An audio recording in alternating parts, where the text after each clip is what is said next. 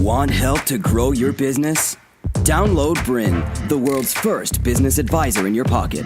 To find out more, visit BRiN.ai or search the App Store today.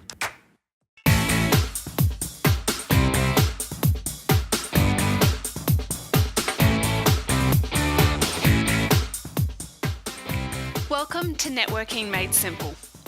I'm Rebekah Hurworth, and today I'll be sharing with you 10 other ways you can benefit from networking.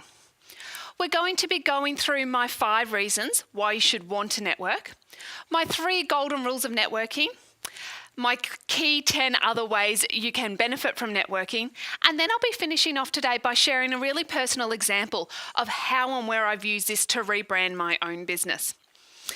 So to start today, why would you want to network? Well, there's some key things other than the obvious, other than just getting work that most people don't think of. One of those is to get people talking about you behind your back, and I mean in a good way. It's amazing how often that if people are talking about you, then someone has the opportunity to say, hey, actually, I need someone like that. Are they any good? Can you recommend them? So getting people just talking about you generally, especially if it's positive, can be really helpful. Secondly, when people talk, you have a chance of someone referring you. So as they're talking even further, they can start to pass that on, and it's more likely to turn into a referral. In fact, you almost can't get a referral if people aren't talking about you. Thirdly, to build word-of-mouth recommendations and referrals proactively. Now, I know there are a lot of businesses who say they get business by word of mouth, but they're actually not doing anything proactive to generate it, to make that happen. So one of the reasons you might want to do networking is to actually be going out and proactively building those referrals and word-of-mouth recommendations. Fourth, to help build relationships that lead to joint ventures and partnerships. Now, this is something we're going to explore a little bit further, but this is a great thing that networking to start to open you up to. And finally, to increase your work that is better quality with a higher conversion rate. In fact, networking consistently tends to perform 20% higher as far as a conversion rate and tends to bring in a 25% higher value of business. So it's a really good way to start to lift some of those conversion rates. So they're my top reasons why you'd want to network, and to start to get you thinking a little bit differently, a little bit more creatively than you might be thinking when you're doing networking. So my 3 golden rules to networking. No matter what you're doing, please keep these in the front of your mind. First of all, you're not there for you. I know this sounds counterproductive, but as soon as you're there for you, you're more likely to start to perform more sales pushy behavior. You're not there for you. You're there to build relationships with other people and to build trust. That naturally leads to referrals. You don't want to be pushing sales on people. Secondly, it's really important to know your aims and goals for your business or the business you work for. Without knowing that, there's no point to you networking, as you're not actually building anything for the business. And finally, to have a regular pattern of networking. Do it often and do it at a regular interval. I normally recommend once a week at least, but make sure you're doing it a little bit all the time. It's not something you can turn on and off as a tap. It's not something you can do intensely for 2 weeks and then nothing. Do a little bit all the time. Have a regular pattern. So with that in the back of our mind, we're going to go into 10 other ways you can benefit from networking. Things that can be of real value to your business that most people don't tend to think about because they're still at that first, can I get a job out of this? So firstly, it's to use networking for research. Now, what's interesting with this is you don't need to know what you're researching. Just talking to people about your business, seeing what questions they ask, seeing what jargon they do or don't understand.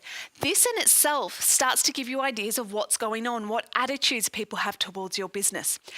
This discussion, this research might mean that you start to go, hey, there's a big pain problem that people have in my industry that no one's actually addressing. Maybe there's different things you need to do in your business to address that. Or maybe it's purely simply that people don't understand what it is you do, so then you have to change the language you're using. I love using networking for research because you don't know what you don't know. So it's a great platform to start to explore what things might perhaps need improving in your business. You can use networking to test your ideas. So once you start to, with your research, discover that there's an issue or a problem or a hole that's not being addressed, you can start to then explore ideas. So if you're talking to someone in a networking meeting and you might say, hey, I can see there's a problem around this, you can then propose, well, if we put on a talk series about that, would that be helpful? Or if we sent out a newsletter that dealt with this issue, would that be helpful? Or if we gave you a newsletter that you could send to your clients, would that be helpful? So during networking, you can actually use that to test ideas and see what people respond to. And the great thing with that is you'll see when you consistently get a really positive response from multiple people against one idea. That means you should do that idea. Next, we can use networking to test your copy, the words you're using, and how you're presenting the concept. So once you realise there's a problem that you can solve, that no one else is solving, and you've tested perhaps a way to come up with solving that, say it's that you've decided to write a series of articles, maybe 3 articles, that address this issue, you can then test how you talk about it. So what I would do is once I've worked out this is the idea I'm going to use, I start talking about that idea at every networking meeting. And I use different language with each person I talk to. And really, I'm testing and measuring. If I talk about it in this way, do I get a different response to if I talk about it in this way? And normally there's a point that you'll hit on where the person in front of you responds really well, really positively. And when you get that aha moment, when you see them going, wow, that sounds awesome, can you do it tomorrow? That means you know you've got the right thing. So you can test your language, your copy, that you would use both to talk about the concept and present the concept in the future. So once you've got that kind of worked out, then I'd go back to my team and make sure we're all using the same language. You can also bring that same language into your website, into any newsletters you produce, but you've already done this networking research beforehand to test what words tend to work better, what words people respond to. You can use networking to test how to launch your idea. So when you've got this 3 set of newsletters or whatever your new thing is, and you've worked out how to talk about it, then how are you going to start to use that? How are you going to launch it? How are you going to get that out there and happening? Well, in networking, you can just tell people about it, but you can also explore other ways. Should you do a big celebration of it? Should you send out bags of cookies to all your clients with a note on it telling about this new thing? Or should you do a really hard Facebook campaign? Brainstorm ideas with the people you're having a networking meeting with. Ask if they've done anything before. It's a great way to get different ways to actually launch this new idea, and you'll be surprised how often someone will come up with a great idea that you hadn't thought of that's actually really simple and cost effective. So I love using Network to actually test how to launch these ideas.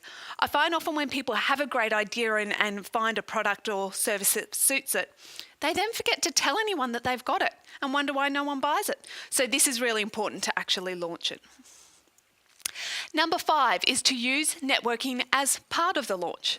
So you can do all your Facebook campaigns, but why not use networking to launch that product? And by that, I mean you could talk about it at your networking meetings, but I wonder if there's any networking groups you could get involved with that you could actually be the guest speaker and talk about launching that. There are a lot of smaller networking groups that will happily let you be the guest speaker, provided what you're launching is relevant to what they do. So it can be great to see if you can be a guest speaker as a way to launch your product, or even just talking about it at networking events. You might, for a period of 2 months, have your whole team go to networking events, talking about the product as a deliberate launch tactic, just to kind of make sure everyone knows about what you're doing. Number 6 is to use networking to rebrand. Now, this is something that I did in my business, but it's a really interesting idea because rebranding is quite terrifying. Yet when you look around at businesses, it's amazing how many businesses have a rebrand at some point in their history.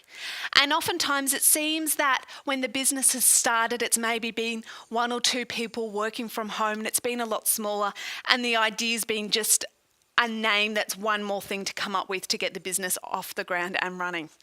Then as the business becomes more mature, you start to realise that that name perhaps doesn't reflect what you do as well as it should, and there comes that dilemma about should we change our name or not. So I would really encourage you to use networking in this situation. Talk to people. Ask them about the new name. In fact, say to them, how would you feel using this name instead of this name? Give them different names that you're considering and see how they respond. I find it very interesting getting that feedback. Yes, you should be talking to your customers as well, but talking to networking people is quite a wide variety, and you'll be able to see who it doesn't respond with and who it does, how much negative reaction you get and how much positive reaction you get. So using networking as an integral part of your rebrand, I think is really important to make sure that you're doing it right and you're doing it for the right reasons. Use networking to discover your USP. Now, USP is a bit of a business word that we use to talk about your unique selling proposition. Really, it comes down to what makes you different and why would someone use your business rather than someone else's business. And hopefully there's a reason more than just because the price is different. So hopefully with most businesses, we should have something that we're doing differently that makes it really easy to sell what we do because we are different, because you can only come to me for this particular thing. A lot of businesses don't have a USP, and it can make it a lot harder for them to sell what they do because someone can go online and find 10 other businesses who do the same thing. I find networking is a really good place to be able to explore your USP, explore what makes you different, and explore how you could become more different so that it's easier for people to recommend you.